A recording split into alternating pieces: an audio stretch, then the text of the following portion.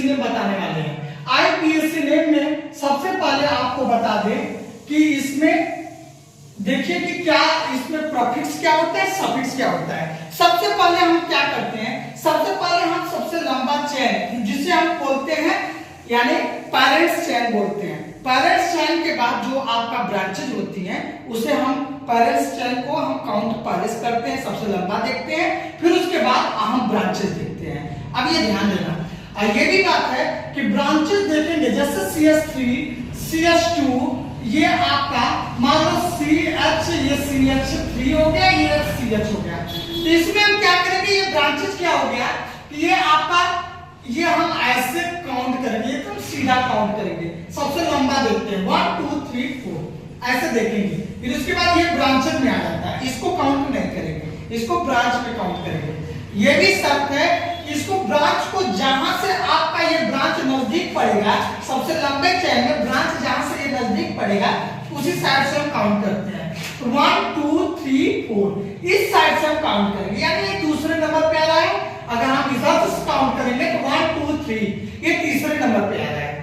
तो अब हम क्या करेंगे, इसका मतलब जो सबसे नजदीक ब्रांच रहता है उसी साइड से हम काउंट करते हैं, ये क्लियर करना है। तो अब पहले ये देखिए कि सफिक्स क्या होता है, प्रीफिक्स क्या होता है।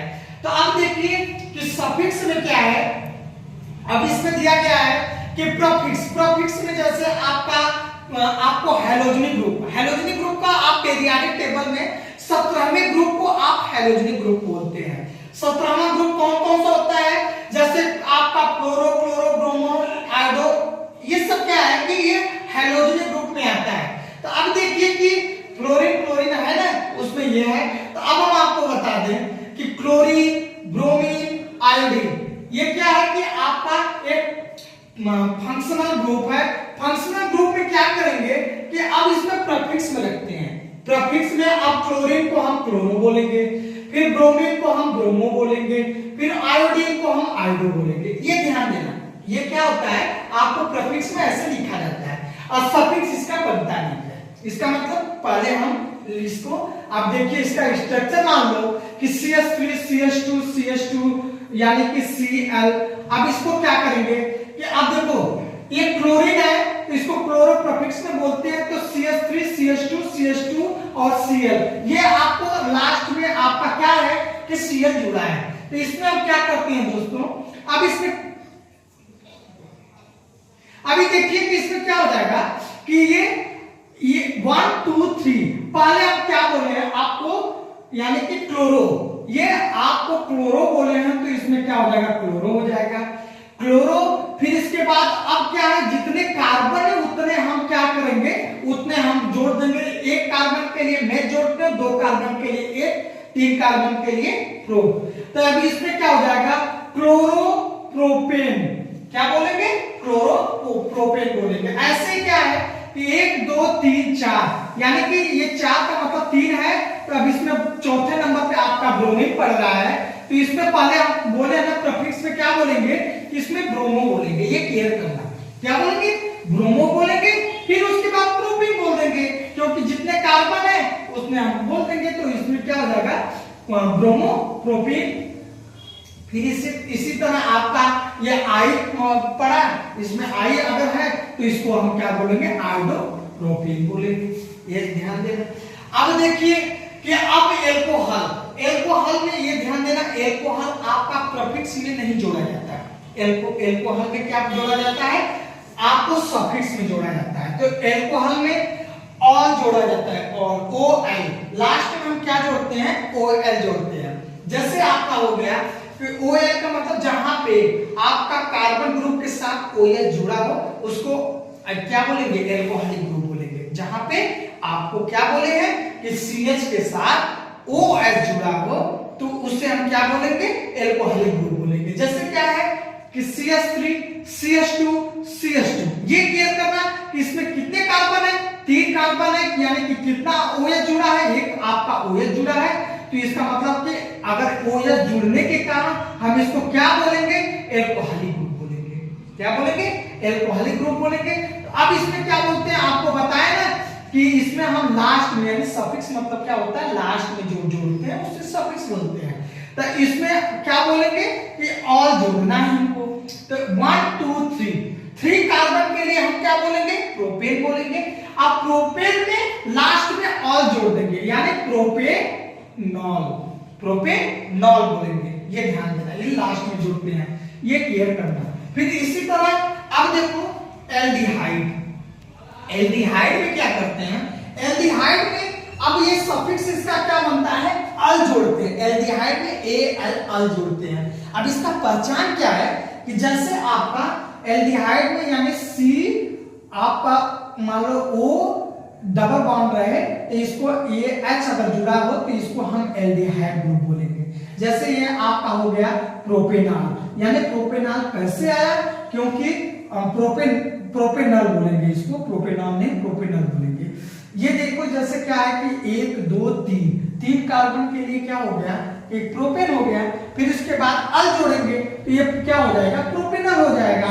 फिर इसी तरह आपको बता दें अब कीटोनिक ग्रुप, अब देखो कीटोनिक में क्या जोड़ेंगे, ONE जोड़ेंगे, लास्ट में आपके सफिक्स में ONE जोड़ेंगे। तो अब देखो ONE सफिक्स है ना, तो ये आपका ONE जुड़ा, इसका मतलब इसका पहचान क्या होगा कि इसमें आपका जैसे क्या है कि CH3 है, फिर C है, फिर CH3 है। तो अब इसमें क्या है कि ये डबल बॉन्ड O है, ये कार्बन के साथ, इसमें क्या है कि कार्बन के साथ आपका O जुड़ा हो, यानी कि इसको हम CO भी बोल सकते हैं, यानी अब ये क्या हो जाएगा, कीटोनिक ग्रुप में हो जाएगा। तो अब इसमें ONE जोड़ेंगे तो ये क्या हो जाएगा, एक कार्बन, 2 कार्बन, 3 कार्बन। 3 कार्बन के लिए प्रोपेन में यानी प्रोपेनॉल हो जाएगा। प्रोपेन और जोड़ने के लिए बोले हैं तो प्रोपेनॉल हो जाएगा। अब इसी तरह आपको बता दें क्या हो जाएगा, कार्बोक्सिलिक ग्रुप। अब कार्बोक्सिलिक ग्रुप में क्या हो जाएगा, कार्बोक्सिलिक में OE जुड़ता है, सफिक्स में क्या जुड़ता है आपका, OE जुड़ता है। ये ध्यान देना, जैसे क्या है कि CH3 है, CH2 है, C ये डबल बॉन्ड O, फिर इसके बाद C मतलब ये O हो जाएगा, H हो जाएगा, यानी COOH भी आप बोल सकते हैं। क्या बोलते हैं कार्बोक्सिलिक में, अगर जहां पे C double bond double O H रहे यानी COOH रहे तो इसको क्या बोलेंगे, कार्बोक्सिलिक बोलेंगे। इसमें हम क्या जोड़ते हैं, ये ध्यान देना, ये लास्ट में सफिक्स में हम OE जोड़ते हैं। तो OE का मतलब क्या हो गया कि जैसे 1 2 3 कार्बन है तो प्रोपेन बोल दे, प्रोपेन के साथ OE जोड़ दे, प्रोपेनोइक एसिड बोलेंगे। क्या बोलेंगे, प्रोपेनोइक एसिड बोलेंगे। ये क्लियर करना। फिर इसके बाद क्या है, अब देखो बॉन्ड क्या होता है, बॉन्ड 3 टाइप का होता है। एक क्या होता है, देखो सिंगल बॉन्ड होता है, दूसरा डबल बॉन्ड होता है, तीसरा ट्रिपल बॉन्ड होता है। यानी कि देखो सिंगल बॉन्ड के लिए आपको ये सफिक्स में एन जोड़ते हैं, ANE जोड़ते हैं। फिर उसके बाद क्या हो जाएगा, जैसे CH3 CH2 CH3, ये क्या है कि ये देखो सिंगल, इसको हम सिंगल बॉन्ड बोलेंगे। ये देखो सिंगल बॉन्ड है, इसलिए क्या जोड़ेंगे, ANE, लास्ट में जो आपका सफिक्स बनता है ANE जोड़ते हैं। जैसे 1 2 3 कार्बन यानी कि प्रोप ANE जोड़ देंगे तो प्रोपेन हो जाएगा, ANE लास्ट में जोड़ेंगे तो प्रोपेन हो जाएगा, प्रोपेन।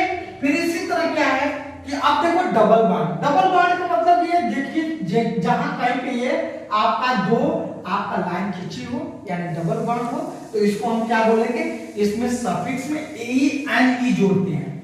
इसमें क्या जोड़ते हैं, ENE जोड़ते हैं। यानी कि जैसे क्या है कि ये दिया है 1 कार्बन 2 कार्बन 3 कार्बन, 3 कार्बन के पहले ये देखिए ये डबल बॉन्ड है। डबल बॉन्ड के लिए क्या करेंगे, देखो एक कार्बन यानी 2 कार्बन 3 कार्बन के लिए प्रो बोलेंगे, प्रोपेन में अब ENE जोड़ेंगे तो क्या हो जाएगा, प्रोपीन हो जाएगा, PO यानी PROPENE, ये प्रोपीन जोड़ देंगे। अब ये क्लियर करना। फिर इसके बाद लास्ट में आपका हो जाता है यानी कि ट्रिपल बॉन्ड का मतलब क्या है कि जैसे आपको 3 जगह यानी 3 प्लेस पे 1 2 3, ये 3 प्लेस पे क्या हो जाएगा 1 2 3 यानी 3 जो लाइन खींची होती है उसे ट्रिपल बॉन्ड बोलते हैं। जैसे क्या है कि इसको लास्ट में ये सफिक्स में हम क्या जोड़ते हैं, सफिक्स में हम आइन जोड़ते हैं, YNE आइन। तो अब इसी तरह क्या है CH3 single bond C triple bond CH, ये क्या हो जाएगा, अब इसमें ट्रिपल